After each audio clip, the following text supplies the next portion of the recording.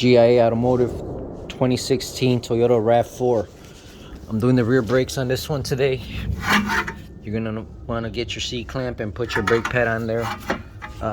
It's all straight standard procedure. You guys seen that in my other videos before.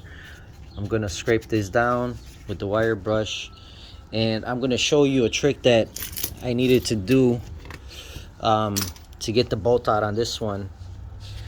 This kept spinning, the slider pin kept spinning with it, so I grabbed my small vice grips, locked it down, and turned it.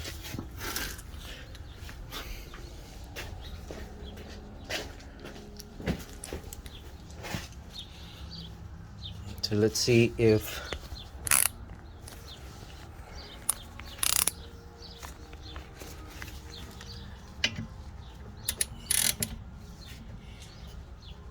you see that moving with it.